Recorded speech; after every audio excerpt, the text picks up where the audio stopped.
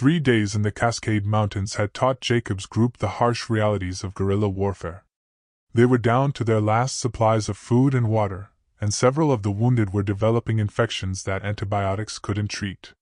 The terrain was brutal, steep slopes covered with dense forest that concealed dangerous drop-offs and unstable rock formations. But they'd also learned that they weren't alone. The first sign of other resistance activity was a column of smoke rising from a valley about 10 kilometers north of their position. Jacob had taken Dr. Chen and Corporal Davis to investigate while Vasquez remained with the main group, keeping them hidden in a cave system they'd discovered near a mountain stream. Through binoculars salvaged from the Orc facility, Jacob could see what appeared to be a human encampment. Camouflage shelters were scattered among the trees, and he could make out figures moving between them with the disciplined efficiency of military personnel. "Looks like a forward operating base," Davis observed. "Maybe company strength, well concealed and organized." Dr. Chen was monitoring for electromagnetic emissions with her tablet. "I'm detecting some low-level radio traffic. Encrypted, but definitely human origin.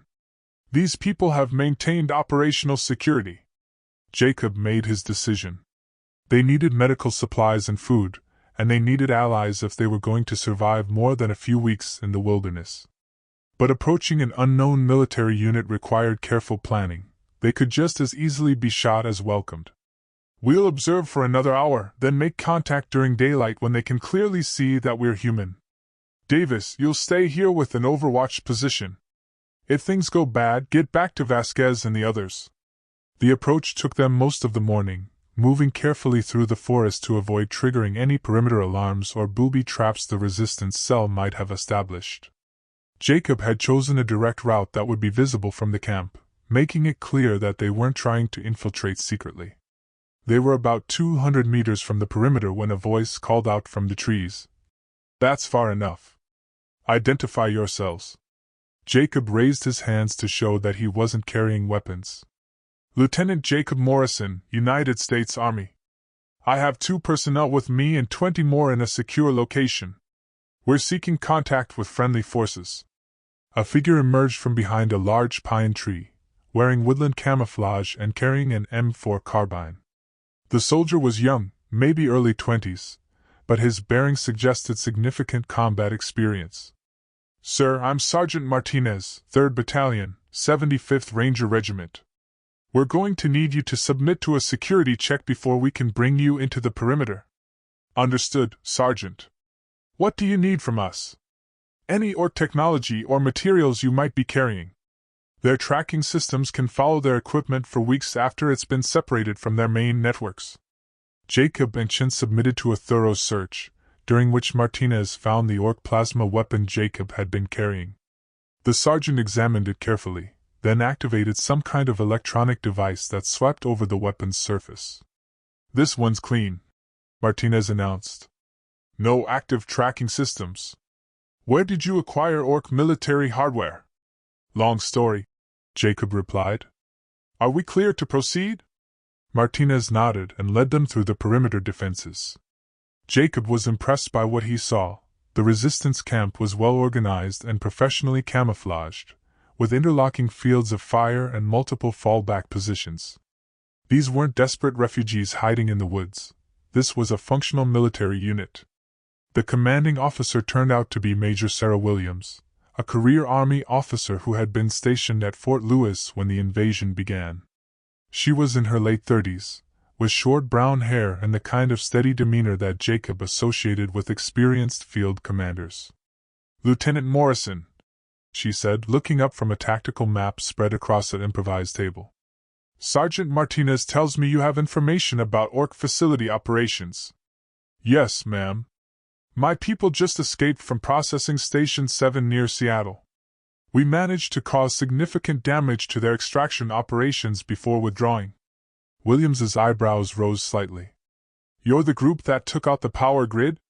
We monitored the electromagnetic pulse from here." "Impressive work." Jacob felt a surge of pride. Their small victory had been noticed by other resistance units, which meant it had probably had strategic significance beyond just disrupting local operations. "What's the current tactical situation, Major?" Williams gestured to the map, which showed the Cascade Mountain region marked with various colored pins. We've been operating from this area for about 2 months, conducting reconnaissance and small-scale sabotage operations. The Orcs control all the major population centers and transportation hubs, but they haven't committed significant resources to controlling rural areas. What about other resistance units? Scattered throughout the mountain regions. We maintain radio contact with about a dozen cells, ranging from squad-sized teams to company-level units like ours. But coordination is difficult. The Orcs monitor most communication frequencies, and moving between areas means crossing their patrol routes. Dr. Chen spoke up. Major, I'm a nuclear physicist, and I have some theories about Orc technology that might be useful for planning future operations. Williams turned her attention to Chen with obvious interest. What kind of theories? Their power systems are more efficient than ours, but they're also more vulnerable to cascading failures. If we can identify the right targets, we might be able to cause widespread disruption with relatively small sabotage operations. Show me. Dr. Chen activated her tablet and began displaying the data she'd collected during their escape. Williams studied the information carefully, occasionally asking technical questions that demonstrated her own engineering background. This is valuable intelligence, the Major finally said. Dr. Chen, I'd like you to work with our signals intelligence team to develop targeting priorities for future operations. Lieutenant Morrison, tell me about your people. How many are combat effective? Jacob gave her a detailed briefing on the composition and capabilities of his team. Williams listened carefully, asking pointed questions about their equipment, training, and morale. I can offer medical treatment for your wounded and supplies for your unit, she said when he'd finished. In return, I'd like you to consider integrating your people with our operations. We could use experienced personnel, especially those with recent intelligence on Orc facility layouts. It was the offer Jacob had been hoping for. His people needed the support that Williams's unit could provide, and they could contribute valuable skills and knowledge to the resistance effort. What kind of operations are you planning? Williams smiled grimly. The Orcs are building a major logistical hub about 50 kilometers north of here. It's designed to support their expansion into Canada, but it also represents a significant vulnerability. If we can take it out, we might be able to disrupt their timetable for continental conquest. Jacob studied the map, noting the terrain features around the proposed target. It would be a complex operation requiring coordination between multiple units, but the strategic payoff could be enormous. When do we start planning? Tomorrow. Tonight, get your people settled and let our medics take care of the wounded. We'll brief the full operation in the morning. As Jacob made his way back to retrieve his team, he felt something he hadn't experienced since before the invasion: hope. They weren't just running and hiding anymore. They were part of a larger effort to fight back against the occupation. The reunion with his people went better than expected. The prospect of medical care and regular meals was enough to convince even the most skeptical that joining Williams's unit was the right choice. Dr. Chen was particularly excited about the opportunity to work with other scientists and engineers on anti-Orc technology. That evening, as Jacob sat around a small campfire listening to the conversations of soldiers sharing war stories, he reflected on how much had changed since their escape from the processing station. They'd gone from prisoners to fugitives to resistance fighters in less than a week. Tomorrow would bring new challenges and new dangers. The Orc logistical hub would be heavily defended, and assaulting it would require everything they'd learned about alien technology and tactics. But for the first time since the invasion began, Jacob felt like they were fighting a war they could actually win. The stars were visible through the forest canopy, and somewhere among them were the Orc homeworlds, distant planets that these aliens had abandoned in search of new conquests. Earth was just one more prize in their expansion across the galaxy. But they'd underestimated humanity's capacity for resistance, and that mistake was going to cost them dearly. 6 months after the destruction of Processing Station 7, Lieutenant Jacob Morrison stood on a ridge overlooking the ruins of what had once been the Orc logistical hub at Mount Rainier. The facility had been reduced to twisted metal and melted concrete, its strategic value permanently eliminated by a coordinated assault involving 5 resistance cells working in perfect synchronization. The cost had been high. Major Williams had been killed during the final assault, along with 37 other resistance fighters. But their sacrifice had achieved something unprecedented: the complete disruption of Orc expansion operations in the Pacific Northwest.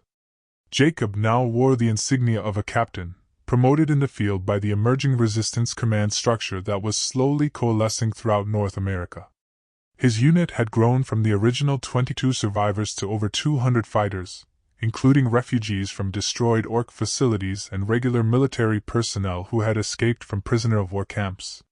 Dr. Chen had become the Resistance's chief technology officer, developing countermeasures against Orc weapons and communications systems. Her work had led to the creation of electromagnetic pulse weapons that could disable Orc cybernetic implants, giving human fighters a crucial advantage in close combat. Torres had been promoted to command sergeant major and was responsible for training new recruits in guerrilla warfare tactics. His expertise in improvised weapons and explosives had saved countless lives during the various operations they'd conducted over the past months. Vasquez commanded her own company now, specializing in deep reconnaissance and sabotage operations behind Orc lines. Her unit had destroyed 7 facilities and eliminated dozens of high-value targets, earning her a reputation among the Orcs as one of their most dangerous enemies. The war was far from over. The Orcs still controlled most of Earth's major cities and industrial centers, and their technology remained superior to anything humanity could field. But the Resistance had learned how to fight them effectively, and every month brought new victories and new hope. Intelligence reports suggested that similar resistance movements were emerging on other worlds the Orcs had conquered. The alien strategy of rapid expansion was beginning to work against them as they struggled to maintain control over increasingly rebellious populations across multiple star systems. Jacob walked down the ridge toward the temporary command post his unit had established in the ruins of a ranger station. Tomorrow they would move to a new area of operations, continuing the endless cycle of hit-and-run attacks that were slowly bleeding the occupation forces. But tonight, he allowed himself a moment of satisfaction. They'd proven that the Orcs could be beaten, that human determination and ingenuity could overcome technological superiority. It wasn't the war they'd wanted to fight, but it was the war they'd been given. And they were winning it, one battle at a time. The sun was setting behind the mountains, painting the sky in shades of orange and red that reminded Jacob of the fires they'd set at Processing Station 7 all those months ago. It had been a small spark in the darkness, but it had grown into a flame that was spreading across the planet. The Orcs had wanted to conquer Earth, but they'd awakened something they didn't understand: the human spirit, forged by millions of years of survival and tempered by the refusal to surrender in the face of impossible odds. They thought they were taking prisoners, but they'd created soldiers instead. And those soldiers were going to take their world back. The encrypted radio transmission crackled through the speakers of the makeshift command center, buried deep within the abandoned subway tunnels beneath what had once been Portland, Oregon. Captain Jacob Morrison leaned forward, adjusting the frequency to clear up the static that seemed to plague all long-distance communications these days. Falcon Base, this is Eagle's Nest.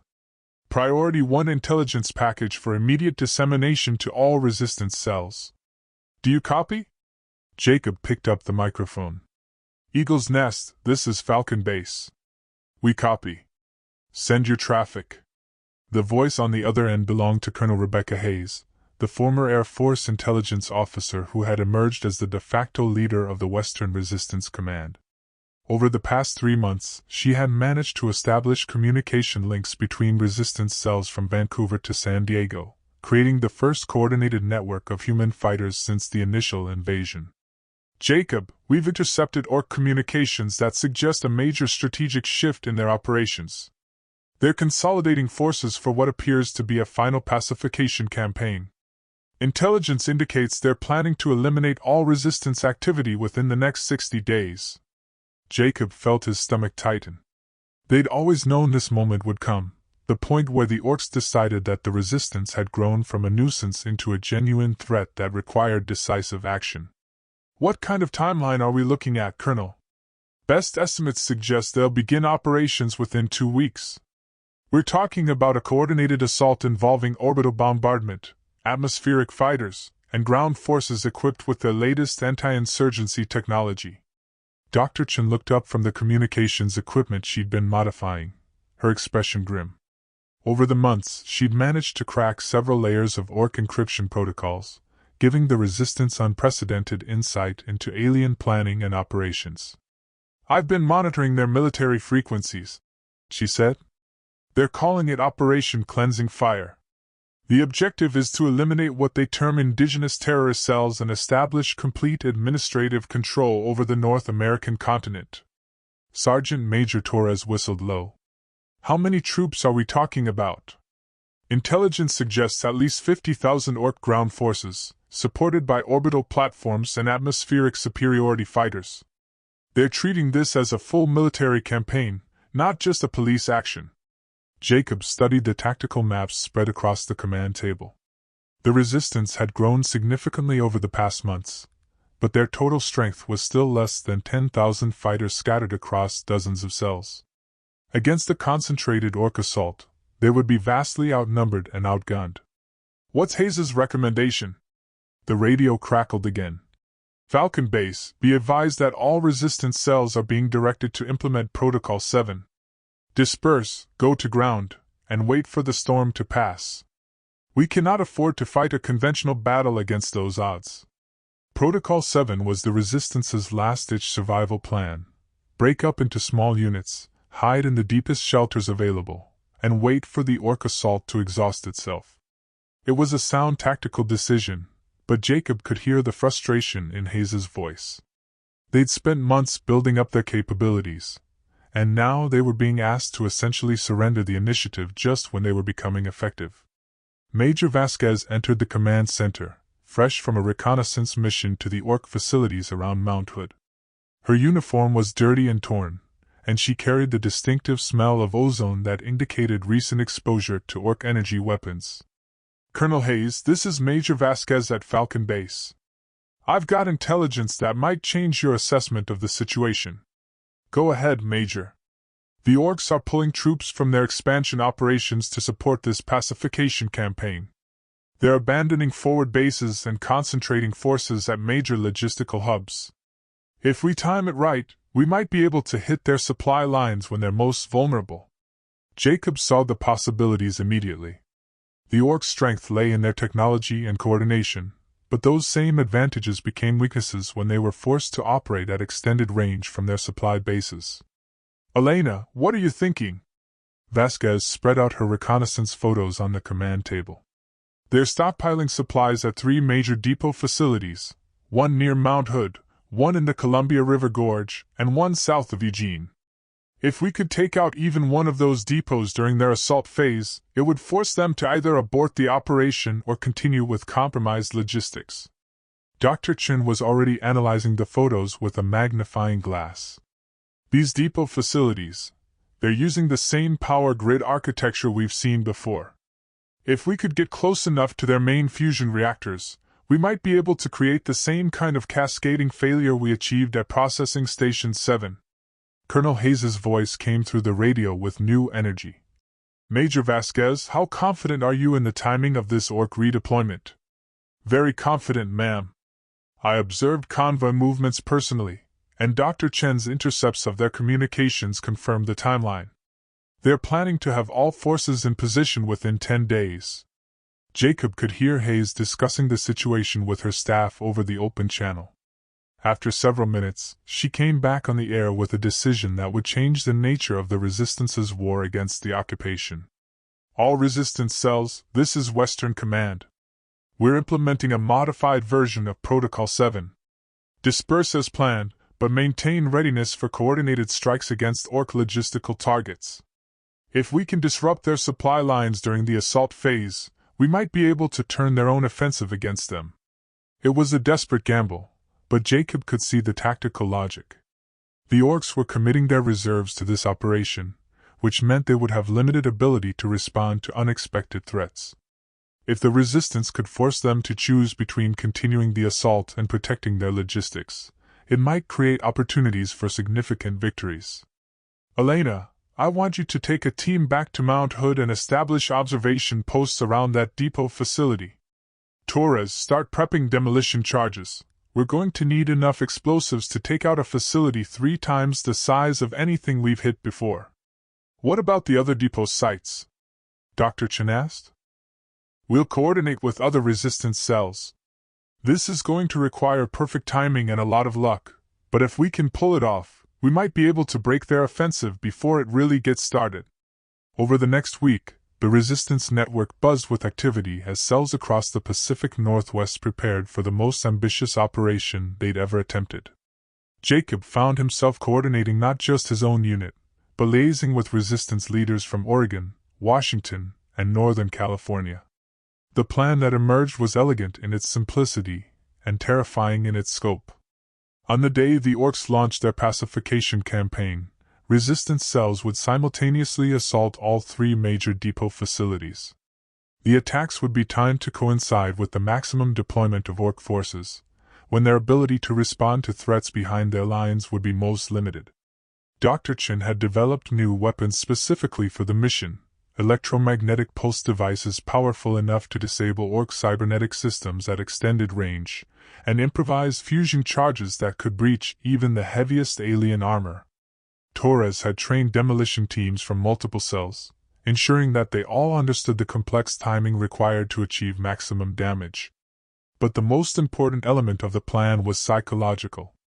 For months, the Orcs had seen the resistance as a scattered collection of desperate survivors engaging in random acts of sabotage. This coordinated assault would demonstrate that humanity had developed the capability for strategic warfare against the occupation. 3 days before the operation was scheduled to begin, Jacob received an unexpected visitor at his command post. A young woman in civilian clothes appeared at the entrance to the tunnel complex, having somehow evaded all of their perimeter security. Captain Morrison?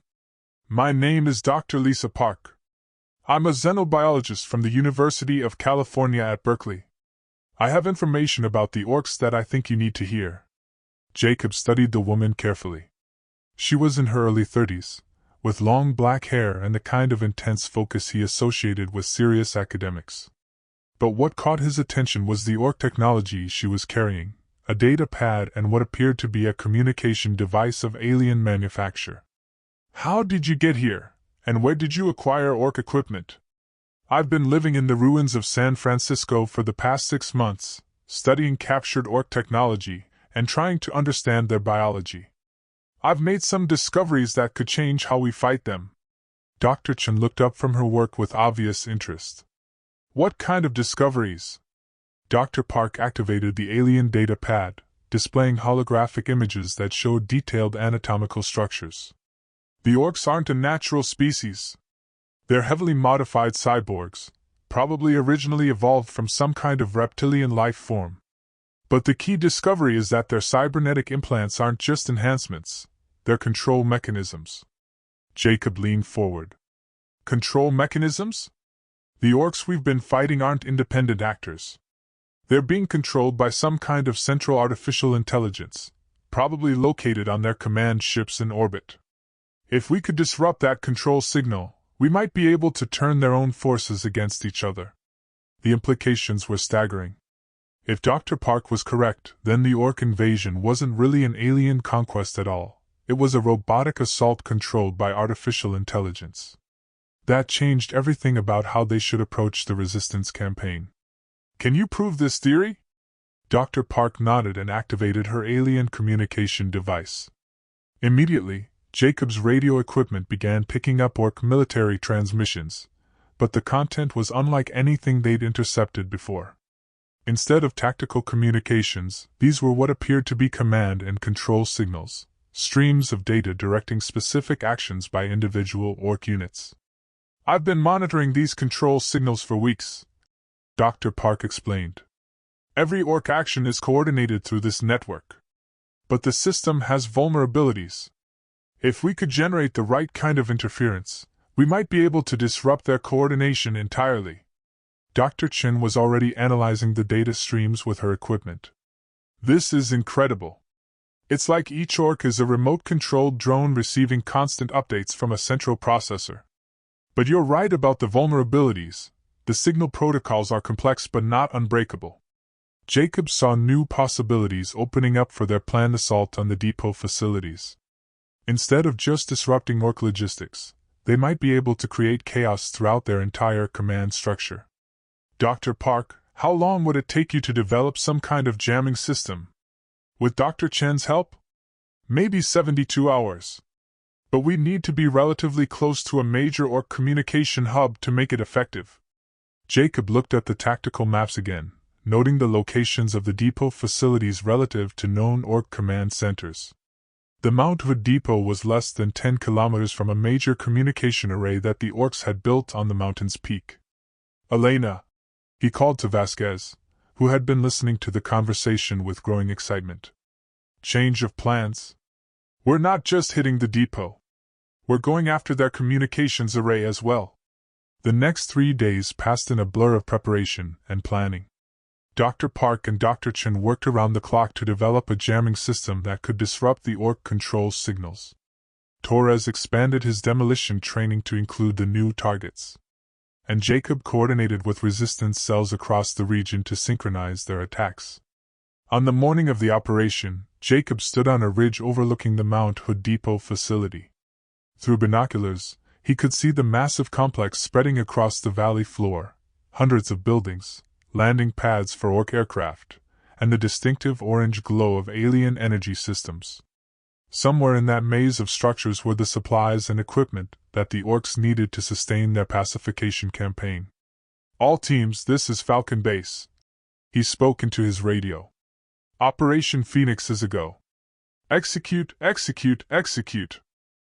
The assault on the Mount Hood depot began at exactly 0600 hours. Time to coincide with the morning shift change when Orc security would be at its most vulnerable. Jacob led Team Alpha in a direct assault on the facility's main power distribution center, while Vasquez took Team Bravo to secure the communications array on the mountain peak. The plan required split-second timing. Dr. Park's jamming system needed to be activated at precisely the moment when the Orcs' command structure would be most confused by the simultaneous attacks on multiple facilities. Too early, and they would have time to adapt their communications protocols. Too late, and the coordinated response would overwhelm the resistance forces. Jacob's team moved through the forest in tactical formation, using the pre-dawn darkness to mask their approach. They'd spent the previous day observing Orc patrol patterns and identifying the optimal route to their target. The aliens were confident in their technological superiority, which meant their ground security was relatively light. The first contact came when they encountered an Orc patrol about 500 meters from the facility perimeter. Jacob's team had the advantage of surprise, and the brief firefight ended with 3 Orc casualties and no losses on the human side. But the plasma weapon discharge would have been detected by the facility's sensors, which meant they had maybe 10 minutes before reinforcements arrived. Alpha Team to all units, Jacob whispered into his radio. We're committed. Accelerate timeline to immediate execution. They reached the power distribution center just as the facility's alarm systems began wailing. The building was a squat, heavily armored structure surrounded by energy barriers and automated defense turrets. Under normal circumstances, it would have been nearly impregnable. But Dr. Chen had provided them with electromagnetic pulse grenades specifically designed to disrupt Orc defensive systems. Torres lobbed 3 of the devices over the energy barriers, and the resulting electromagnetic cascade caused a cascading failure in the facility's security grid. Defenses are down! Torres shouted over the alarm sirens. Move, move, move! Jacob's team rushed through the breach in the energy barriers, encountering their first serious resistance from Orc guards inside the building. The aliens had taken defensive positions behind equipment stations and were laying down heavy plasma fire that forced the humans to advance carefully from cover to cover. But something was wrong with the Orc defenders. Their coordination was erratic, and several times Jacob saw individual Orcs fire at positions where their own troops were located. It was as if their command and control systems were already beginning to break down. Falcon Base, this is Eagle's Nest, came Vasquez's voice over the radio. We've reached the communications array and Dr. Park is beginning her jamming sequence. Stand by for signal disruption. Jacob could hear the sound of heavy weapons fire from the direction of the mountain peak, indicating that Vasquez's team was in heavy contact with the array's defenders. But they were maintaining their position long enough for Dr. Park to deploy her equipment. The change in Orc behavior was immediate and dramatic. As the jamming signal began interfering with their control network, the alien defenders became increasingly confused and disorganized. Some stopped fighting entirely, standing motionless as their cybernetic implants struggled to process conflicting command signals. Others began attacking randomly, unable to distinguish between human targets and their own forces. It's working! Dr. Chen's voice came through the radio from her position with Vasquez's team. The control signals are completely disrupted. The Orcs are losing coordination throughout the entire facility. Jacob took advantage of the chaos to push deeper into the power distribution center. His objective was the main fusion reactor that provided power to the entire depot complex. If he could overload it the same way Dr. Chen had done at Processing Station 7, the resulting cascade failure would destroy not just the power grid but most of the stored supplies and equipment. The reactor chamber was a vast cylindrical space filled with machinery that hurt to look at directly. Orc fusion technology operated on principles that seemed to violate several laws of physics, but Dr. Chen had taught Jacob enough about the basic systems to identify the critical control points. He was setting up the overload sequence when Torres's voice crackled through his radio. "Captain, we've got a problem. I'm detecting orbital bombardment signatures. The Orcs are calling down fire from their ships." Jacob looked up through the chamber's transparent dome and saw streaks of light beginning to appear in the sky. The Orcs had decided that stopping the resistance attack was worth destroying their own facility. In a few minutes, the entire depot would be obliterated by energy weapons fired from orbit. "All teams, this is Falcon Base. Execute immediate withdrawal. Orbital bombardment incoming in approximately 3 minutes." But Jacob had to make a choice. The reactor overload sequence needed another 2 minutes to reach critical instability. If he abandoned it now, the facility would survive the orbital bombardment and continue supporting the Orc pacification campaign. If he stayed to complete the sabotage, he might not make it out before the orbital strikes arrived. He made his decision and continued working on the reactor controls. "Jacob, get out of there!" Vasquez's voice was urgent. "We've completed our mission. The jamming system is deployed and operational." "Negative. Need to finish the reactor sequence. Continue withdrawal without me." The fusion containment field was beginning to show stress fractures, and Jacob could hear the characteristic harmonic vibration that preceded a cascade failure. But the orbital bombardment was getting closer. He could see the energy bolts beginning to impact the outer areas of the facility. "Torres, how long until orbital impact on my position?" 60 seconds, maybe less." "Sir, you need to move now." Jacob activated the final overload protocol and ran for the exit. Behind him, the reactor's magnetic containment field collapsed, releasing a controlled fusion explosion that sent a brilliant column of light shooting up through the chamber's dome. The energy cascade spread through the facility's power grid, causing secondary explosions throughout the depot complex. He reached the building's exit just as the first orbital energy bolt struck the communications center on the opposite side of the facility.